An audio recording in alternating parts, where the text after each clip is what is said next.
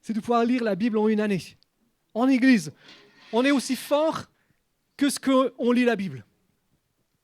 On est aussi fort que ce qu'on est enraciné dans sa parole. C'est sa parole, elle est puissante. C'est sa parole, elle est agissante. C'est sa parole, elle nous transforme. C'est sa parole, elle nous bouleverse. C'est sa parole, elle est vivante et elle fait de nous des hommes et des femmes nouveaux. Et quand on la lit, elle intervient dans nos cœurs, dans nos vies, pour nous révéler les choses. Je veux dire merci à toute l'équipe qui, depuis plusieurs années, travaille sur la garderie en bas. Elle est enfin finie. Et j'aimerais vous encourager. Merci à tous ceux et celles qui ont travaillé, qui se sont investis pour ça. J'aimerais vous encourager à la fin du culte, avant le temps de jeûne et prière. On a un temps de jeûne et prière. C'est pour ça qu'on est un peu moins stressé ce matin, vous savez. On jeûne et on prie toute la journée. Yeah. Allez la visiter. Allez voir cette garderie. La seule chose, c'est qu'il faut enlever vos chaussures avant d'entrer. C'est les règles qui ont été mises parce que, vous savez, c'est pour les bébés, la nurserie, pas la nurserie pour John, hein, d'accord? Mais la nurserie, et comme les bébés ont tendance à être plutôt par terre que debout, on veut que le sol reste propre. J'ai une super nouvelle à vous annoncer ce matin. Une excellente nouvelle. Vous savez que... on m'a pris la bouteille qui était là. Ce que Dieu nous a parlé depuis des années, c'est comme l'eau d'Évian est une bénédiction pour les nations, on est appelé à être une bénédiction pour les nations. Si on veut être une bénédiction pour les nations, ça veut dire qu'on a besoin de libérer des hommes et des femmes pour qu'ils soient cette bénédiction. On a besoin de voir des hommes et des femmes qui sont équipés dans la foi, qui sont transformés par sa puissance pour faire la différence. Merci. Quand vous dites Amen, ça veut dire je suis d'accord. D'accord? Donc, quand vous dites Amen, ça veut dire je veux être cet homme, je veux être cette femme, je veux être ce jeune, je veux être cet enfant qui est transformé par la puissance de Dieu. Et j'aime dire notre rôle de ministère, notre rôle, c'est de former les uns et les autres pour faire la différence. Mon rôle à moi, et j'aime le dire, c'est pas de faire les choses, c'est de vous former pour que vous fassiez les choses et de vous libérer pour que vous fassiez les choses. C'est l'objectif et c'est le but. Quand vous dites Amen, ça veut dire je suis d'accord. Hein? Je dis ça parce que souvent on l'oublie. Souvent on met sur la tête du leader de dire c'est lui qui doit faire les choses. Je dis non. Vous pouvez lire Éphésiens 4, 11 et 12, que les ministères ont été donnés pour le perfectionnement des saints en vue de l'œuvre du ministère. Les saints, c'est chacun d'entre nous. Les ministères, c'est ce que Dieu envoie pour former nos vies pour qu'on fasse son service. Alors la bonne nouvelle, vous me direz, c'est quoi? La bonne nouvelle, c'est que Dieu libère des appels dans les cœurs. On parlait tout à l'heure je crois que Dieu, pour certains, veut élargir la vision, veut donner des visions, des rêves et des choses comme ça. Et il y a quelque temps, Dieu a libéré dans le cœur de John, dans le cœur de Claire, un rêve, une vision, un appel, un sens de la destinée. Ils se sont dit, mais on veut servir Dieu davantage. Alors ils ne partent pas, rassurez-vous. Hein? Mais ils veulent s'engager dans une nouvelle dimension et ils entrent dans une position de pasteur stagiaire dans l'église, tous les deux en couple. Donc ça veut dire que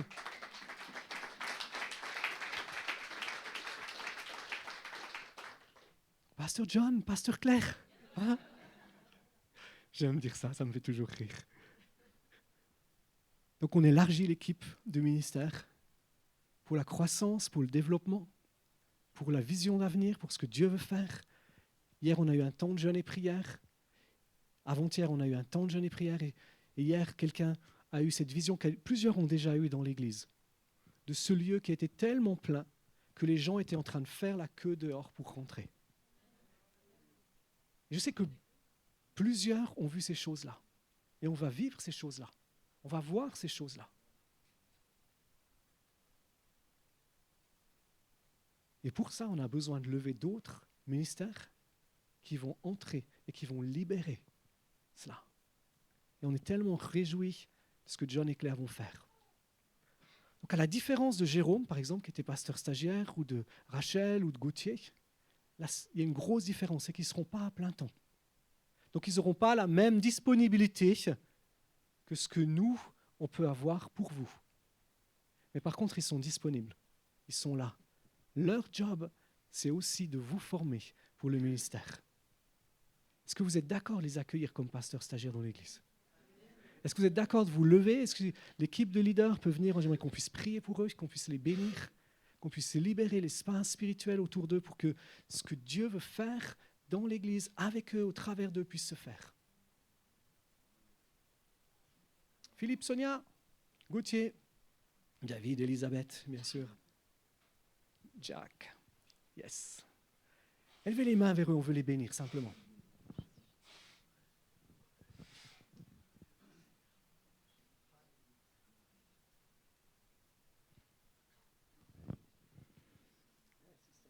Seigneur notre Dieu, nous voulons vraiment encore te remercier pour la grâce et vraiment la faveur que tu nous donnes en ayant ajouté à notre Église John et Claire, Seigneur.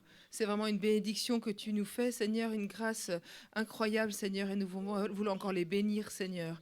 Nous voulons encore, Seigneur, appeler ta protection et ta bénédiction sur eux, la pleine, Seigneur, nous voulons pleinement les accueillir comme ministère ici dans cette Église. Seigneur, nous voulons encore te demander qu'il y ait une inspiration, une pleine inspiration de ton Saint-Esprit sur leur vie, qu'ils puissent avoir le discernement dont ils ont besoin dans l'exercice de ce que tu leur donnes d'exercer, Seigneur, dans leur ministère. Te demandons vraiment que ton esprit se déverse encore plus sur eux, Seigneur, Seigneur, que tu gardes leur couple, Seigneur, que tu mettes une protection autour d'eux, Seigneur, pour vraiment encore leur donner, Seigneur, ceux qu'ils recherchent, Seigneur, qu'ils puissent recevoir les réponses, Seigneur, aux questions qu'ils te posent, que tu puisses toujours, qu'ils puissent sentir ta fidélité, les accompagner, que tu puisses les renouveler dans leur force, Seigneur, que tu puisses les renouveler aussi dans leur temps, Seigneur, qu'ils puissent avoir, Seigneur, tu dégages du temps dans leur vie, Seigneur, tu dégages de la disponibilité aussi dans leur tête, dans leurs pensées, Seigneur, que Seigneur, ils puissent être libérés de toutes les tâches liées à leur travail quotidien, Seigneur, que dans leur pensée, Seigneur, ils puissent être libres de ces choses, Seigneur, que Seigneur, même là où ils sont dans leur travail, ils puissent exercer aussi ce ministère pastoral, Seigneur. Seigneur, nous les bénissons en ton nom, Seigneur. Nous les plaçons à part pour toi, Seigneur. Et nous voulons vraiment encore oui, Seigneur, nous déclarons que nous sommes d'accord avec toi, Seigneur, pour, Seigneur, qu'ils soient vraiment des pasteurs ici dans cette Église. Au nom du Seigneur Jésus. Amen.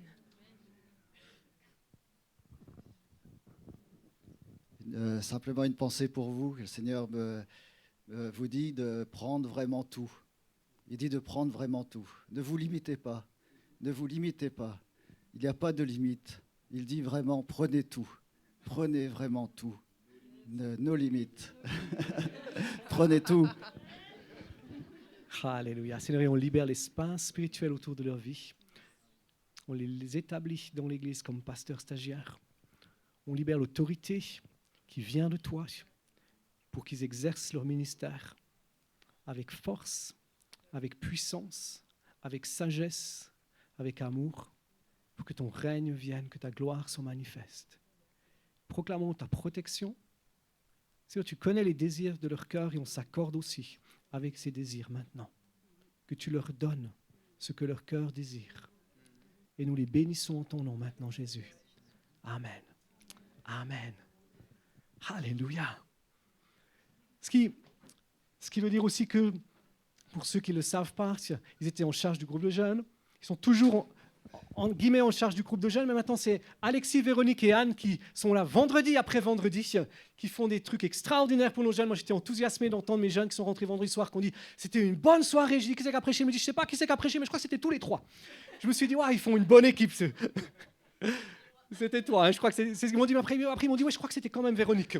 Mais je pense qu'il y avait une telle interaction entre vous trois et c'était bon d'entendre mes jeunes qui disaient ça, et merci pour ce que vous faites aussi. C'est vraiment chouette. Cette année, la Bible, vous êtes forts, la parole de Dieu demeure en vous. Et le premier trimestre, ce qu'on a comme passage, c'est son autorité. L'autorité de la parole de Dieu qui change nos cœurs, l'autorité de la parole de Dieu qui bouleverse nos vies, l'autorité de la parole de Dieu qui est le fondement sur lequel on veut être enraciné. Si on est enraciné sur un bon fondement, vous savez ce qui se passe? On ne dévie pas ni à droite ni à gauche. Si on est enraciné sur un bon fondement, on porte du bon fruit. si on est enraciné dans un bon fondement, on grandit d'une manière saine. Si on est soumis à la bonne autorité, on marche dans la bénédiction. Si on est soumis et qu'on vit sous cette bonne autorité, on marche de défi en défi et de victoire en victoire. Et c'est ce que Dieu veut faire avec nous. Si on peut prendre ensemble dans Hébreux 4. Est-ce que vous avez pris vos Bibles avec vous ?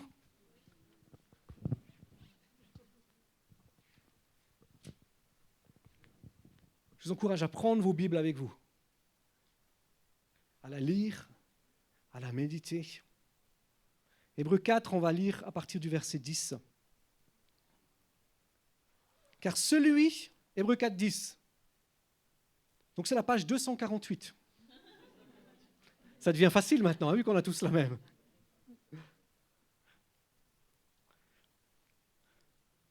Car celui qui entre dans le repos de Dieu se repose aussi de ses œuvres, comme Dieu se repose des siennes. Empressons-nous donc d'entrer dans ce repos-là, afin que personne ne tombe en suivant le même exemple de désobéissance.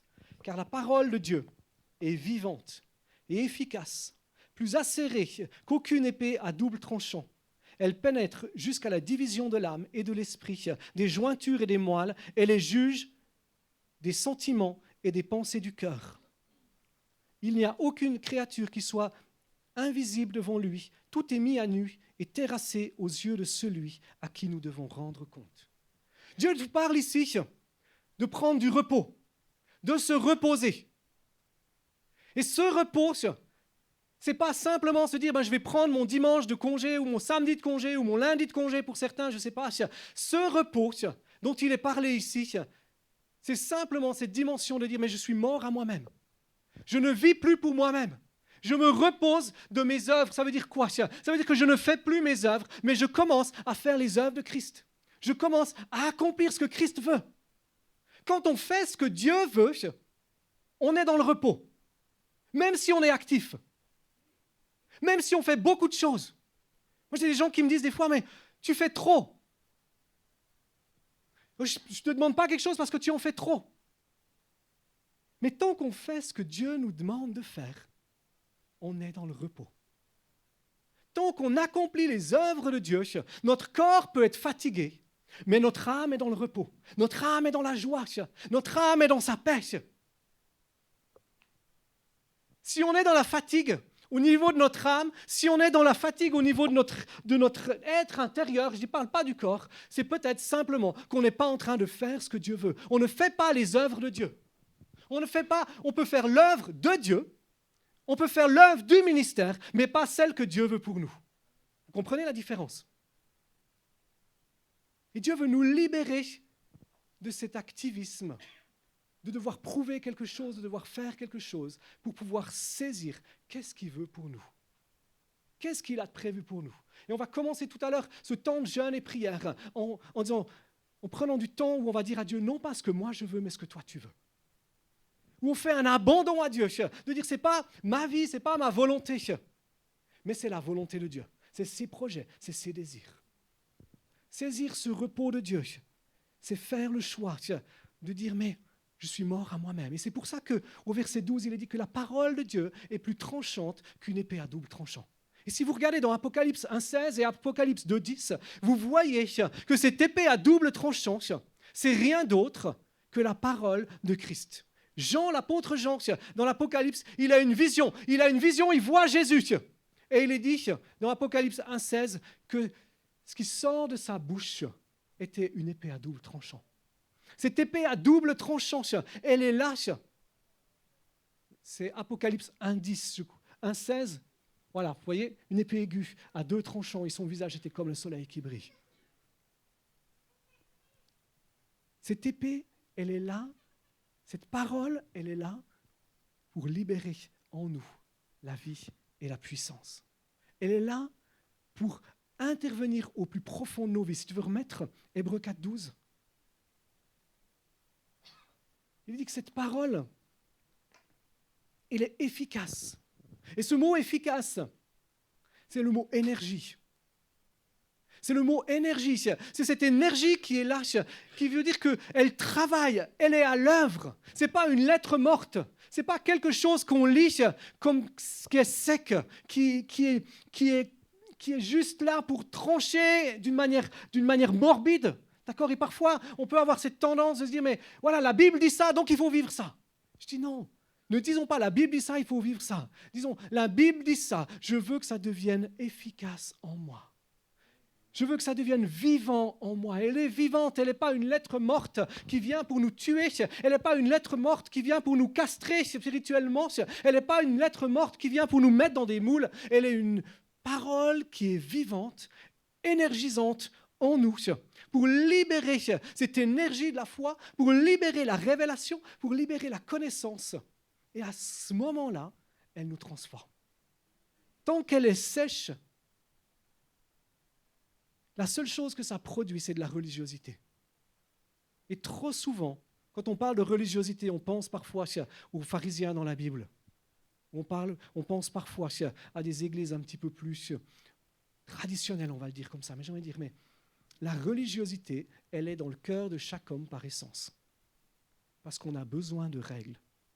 On aime les lois, même si on est français. On aime pouvoir dire, c'est la règle, c'est comme ça. Mais ne vivons pas avec la Bible en disant, elle dit ça, donc je le vis. Disons, elle dit ça, et je veux qu'elle devienne vivante en moi. Je veux qu'elle devienne une révélation en moi. Je veux qu'elle devienne agissante en moi. Et parce qu'elle devient une révélation, c'est notre cœur qui est changé, c'est notre cœur qui est transformé, c'est notre cœur qui est bouleversé. Et parce que notre cœur est transformé, parce que notre cœur est bouleversé, parce qu'elle a libéré cette révélation en nous, à ce moment-là, mes actions sont changées, mes paroles sont changées. Et c'est plus quelque chose de légaliste, c'est plus quelque chose de dur, c'est quelque chose de facile. C'est quelque chose de vivant qui me transforme.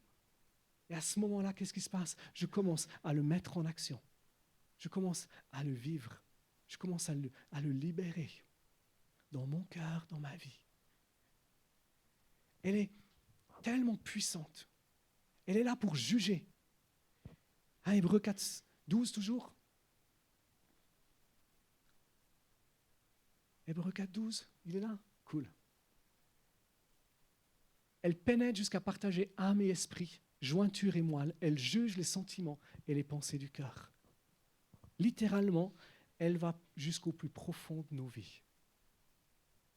Laissons, acceptons de dire, Seigneur, quand je lis ta parole, qu'elle aille au plus profond de ma vie. Qu'elle vienne séparer dans les plus profondeurs de mon cœur, dans mes désirs les plus profonds, dans mes désirs les plus intimes, dans mes pensées qui sont les plus lointaines. Dire, j'ai besoin qu'elle agisse, j'ai besoin qu'elle intervienne, j'ai besoin qu'elle se manifeste, j'ai besoin qu'elle devienne vivante. Acceptons que nos pensées soient sondées. Acceptons, si on prend Jacques 1, regardez Jacques 1.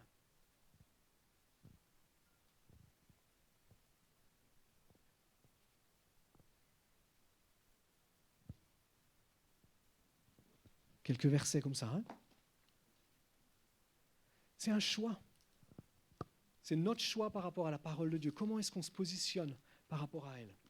Comment est-ce qu'on la lit ? Comment est-ce qu'on la laisse nous transformer ? Comment est-ce qu'on s'appuie sur elle ? On est fort parce qu'elle vient en nous, parce qu'elle demeure en nous, parce qu'elle est vivante. Elle vient au plus profond de ton cœur, elle veut venir au plus profond de ta vie. Jacques 1, il est dit,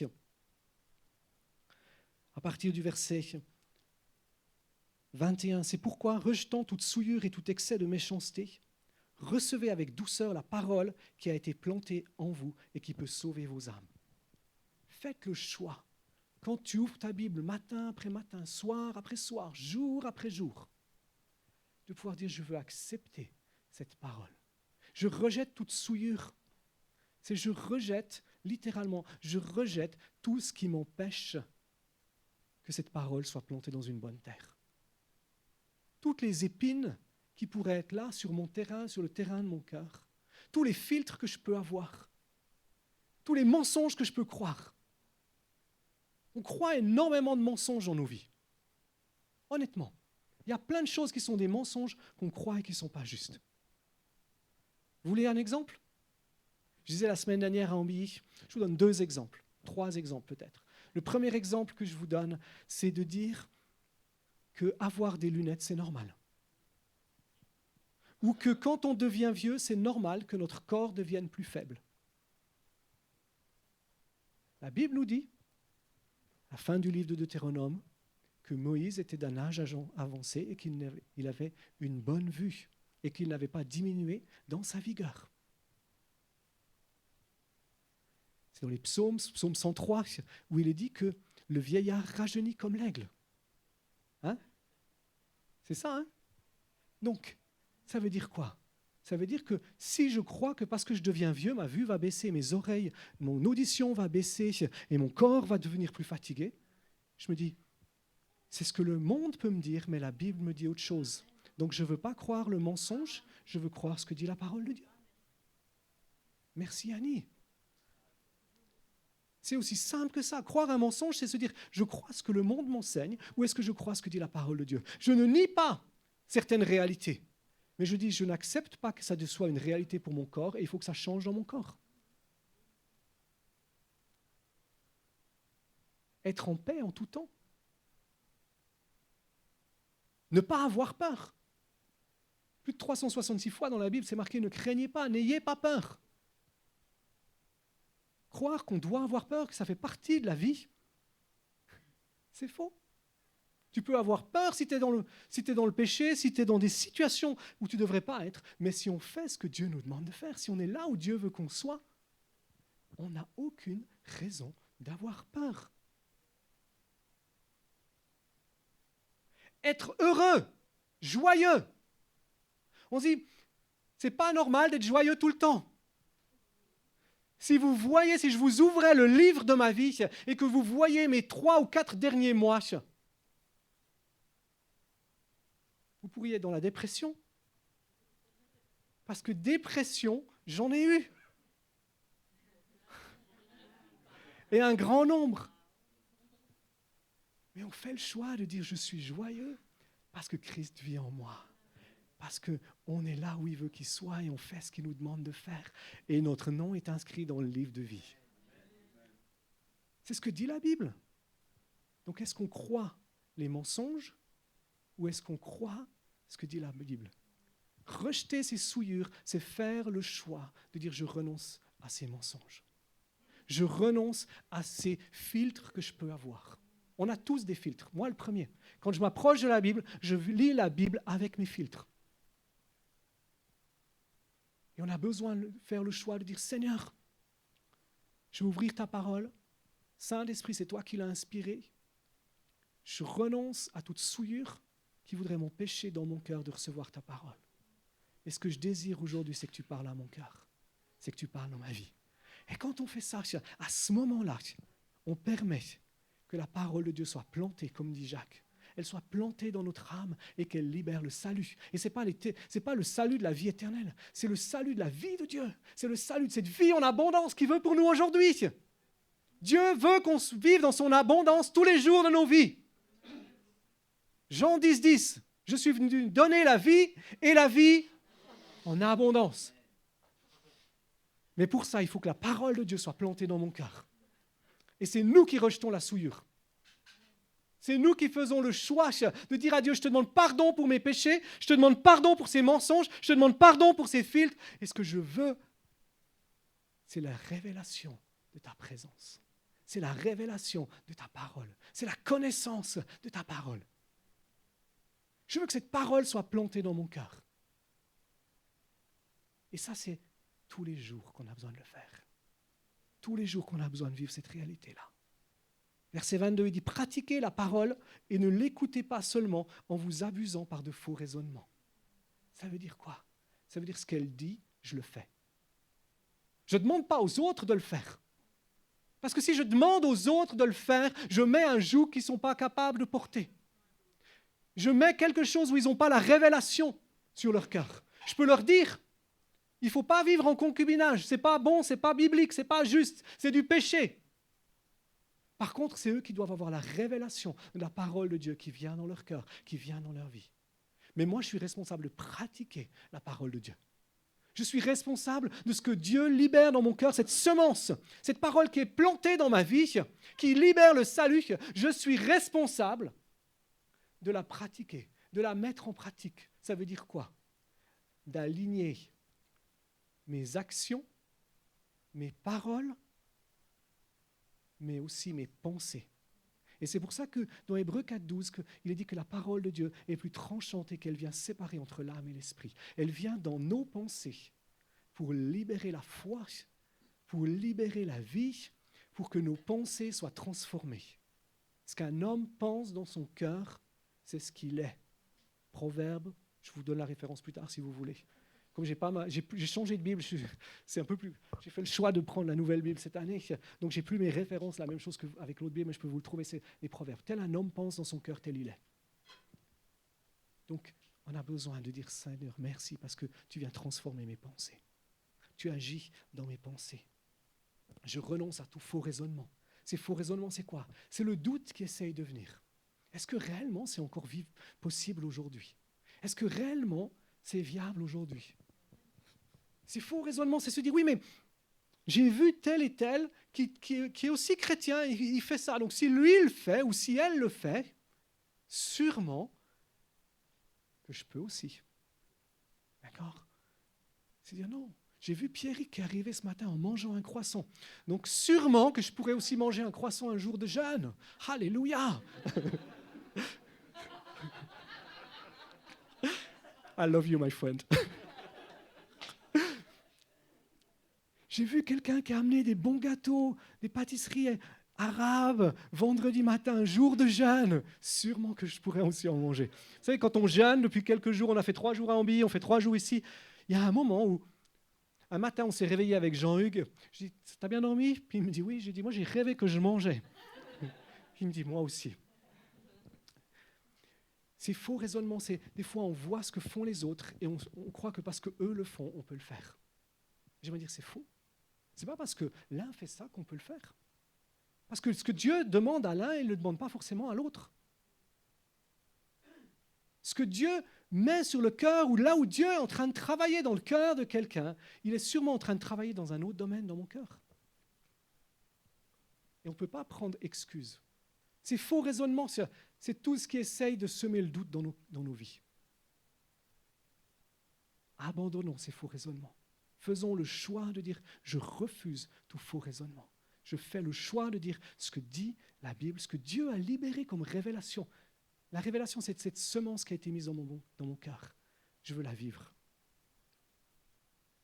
Car si quelqu'un écoute la parole et ne la pratique pas, il est semblable à un homme qui regarde dans un miroir son visage naturel.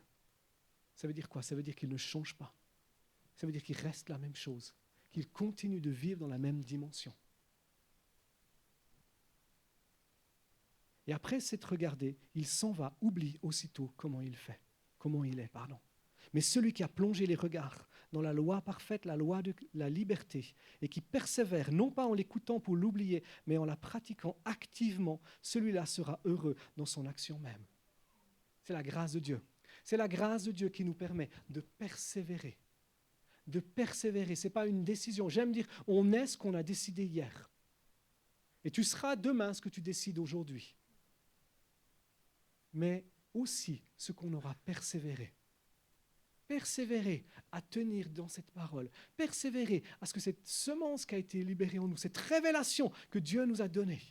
Je mentionnais dernièrement, on vient de lire l'histoire d'Abraham. Pour ceux qui lisent la Bible, en une année, vous vous souvenez, on a lu Abraham. Abraham, c'est la semaine dernière, je crois que je disais ça. Dieu change son nom.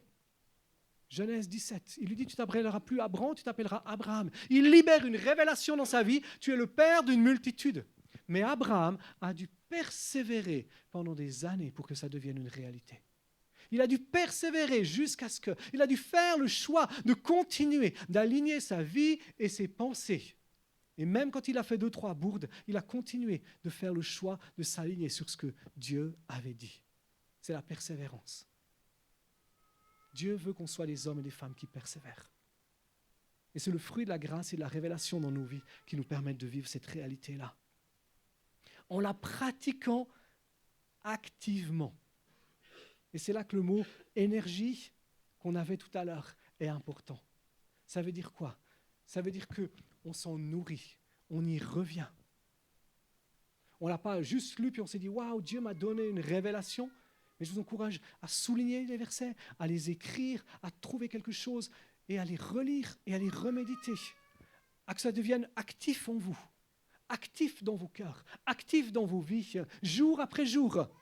Que vous le pratiquiez dans vos pensées, que vous le pratiquiez dans vos paroles, que vous pratiquiez ce que Dieu dit. Pour dire, mais ça va devenir une réalité, parce que c'est ce que Dieu dit. Et tout ce que Dieu dit, il le fait, il l'accomplit. Tout ce que Dieu dit, il l'accomplit. J'ai lu ça hier ou avant-hier, je ne sais plus la référence. Dans cette dimension-là, on peut prendre Romains 8 encore. On va s'arrêter là après.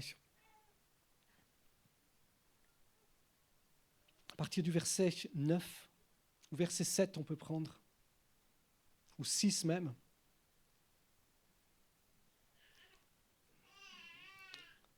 Allez, 5, Johnny. Ouais, 5. Vous pouvez dire Keen. C'est la saison, il commence les lotos. En effet, ceux qui vivent selon la chair ont les tendances de la chair, tandis que ceux qui vivent selon l'esprit ont les tendances de l'esprit. Avoir les tendances de la chair, c'est la mort. Avec celles de l'esprit, c'est la vie et la paix. Car les tendances de la chair sont ennemies de Dieu, parce que la chair ne se soumet pas à la loi de Dieu. Elle en est même incapable. Or, ceux qui sont sous l'emprise de la chair ne peuvent pas plaire à Dieu. Pour vous, vous n'êtes plus sous l'emprise de la chair, mais sous celle de l'esprit, si du moins l'esprit de Dieu habite en vous. Si quelqu'un n'a pas l'esprit de Christ, il ne lui appartient pas. Et si Christ est en vous, le corps, il est vrai, est mort à cause du péché, mais l'esprit de vie est vie à cause de la justice. C'est ce que je disais tout au début. Je disais que quand on entre dans ce repos, c'est ce choix de dire je ne vis plus selon ma chair, je ne vis plus selon mes désirs, je ne vis plus selon mes passions, je ne vis plus selon mes préceptes, mais je vis par l'esprit. Je laisse cette semence de vie, je laisse la parole de Dieu être tranchante en moi pour me libérer de toute fausse pensée, de tout faux raisonnement, de toute fausse action, de toute fausse parole, pour être la femme de Dieu que je dois être, l'homme de Dieu que je dois être. Et à ce moment-là, je vis selon l'Esprit. À ce moment-là, le Saint-Esprit vit en moi. Il habite en moi. Et regardez le verset 11. Si l'Esprit de celui qui a ressuscité Jésus d'entre les morts habite en vous, celui qui a ressuscité Jésus d'entre les morts donnera aussi la vie à vos corps mortels. Dieu libère la révélation dans nos cœurs, dans nos vies. Et quand il libère la révélation, le Saint-Esprit qui habite en nous vient libérer la vie. Vient mettre la mort sur nos propres vies, sur notre propre chair, et il vient libérer la vie. Il vient libérer sa présence, il vient libérer sa puissance, il vient libérer sa capacité, il vient libérer tout ce qu'on a besoin. Ce qui veut dire quoi? Ce qui veut dire qu'on peut vivre nos vies quotidiennes dans la présence de Dieu. Quand on a ce fondement de la parole de Dieu, on peut simplement entrer dans ce partenariat avec le Saint-Esprit qui habite en nous et dire « Saint-Esprit, merci parce que tu vis en moi. Merci parce que tu mets la vie. Tu libères la vie dans mon cœur, dans ma vie, dans mes pensées. Merci parce que tu libères la vie autour de moi. Tu me donnes d'être cette bénédiction. » Vous savez comment j'aime dire, on n'est pas là pour nous-mêmes, on est là pour être une bénédiction pour les autres. Dieu ne te transforme pas pour toi-même. Dieu ne te transforme pas pour que tu sois quelqu'un de bien. Parce que dans la réalité, tu es déjà quelqu'un de bien à ses yeux. Parce qu'il t'a sauvé, parce qu'il t'a aimé. Il te transforme pour que tu sois quelqu'un qui fait le bien que Christ veut autour de toi. Est-ce qu'on peut se positionner devant Dieu? Peut-être que ce matin, tu as besoin. Tu as des mensonges que tu crois dans ta vie. Je parlais de mensonges tout à l'heure. Et tu as besoin de te délier. Juste, quelque chose qu'on a déjà prié la semaine dernière à Ambier, mais je crois qu'ici aussi, il y a des choses que Dieu veut libérer, des mensonges que tu crois, dont Dieu veut t'affranchir et te libérer. J'en ai mentionné 2 ou 3, mais quand j'ai mentionné des mensonges qu'on croit, il y a quelque chose qui a effleuré ton cœur, ta pensée.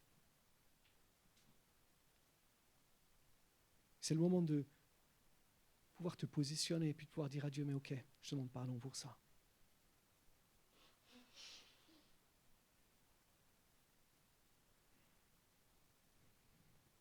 Je parlais de filtres tout à l'heure. Tu sais qu'il y a des filtres qui sont là. Quand tu lis la Bible, je parlais de religiosité. Peut-être que tu sais que tu es pris par ça. Tu as l'impression. Tu peux simplement demander pardon à Dieu et lui dire, Seigneur, je veux ta vie. Peut-être que quand tu lis la Bible, ce n'est pas cette semence. Tu la lis parce qu'il faut la lire. Mais il n'y a rien qui est planté en toi. Demande au Saint-Esprit qui te révèle quelles sont les souillures qui t'empêchent que cette semence soit plantée dans ta vie. Et alors qu'il te révèle ces choses-là, demande-lui pardon et libère-toi de ces choses-là. C'est un temps, on est dans un temps de révélation. Dieu veut ouvrir les yeux, Dieu veut ouvrir les cœurs pour que la parole devienne vivante en nous, qu'elle soit l'autorité de nos vies. Peut-être que tu es là ce matin et tu n'as jamais réellement pris une décision pour Jésus. Tu as vu, tu as vécu tout ce qui s'est passé, mais tu te sens étranger. Tu dis, mais moi je ne vis pas ces choses-là. Je n'ai pas cette intimité avec Dieu. Je n'ai pas cette proximité avec lui.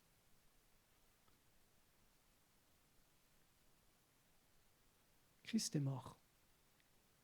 Il a été crucifié. Il s'est fait pécher. Ce n'est pas une histoire, c'est une réalité. Il a été mis dans un tombeau. Le 3e jour, il est ressuscité. Et il vit aujourd'hui. Tu peux t'approcher de lui. Tu peux t'approcher de lui et lui dire, j'ai besoin de toi, je veux cette relation avec Dieu. Je te demande pardon. Pardon pour mes fautes, pardon pour mes erreurs. Pardon pour cette méconnaissance de toi. Et mon désir, c'est de te connaître. Mon désir, c'est de vivre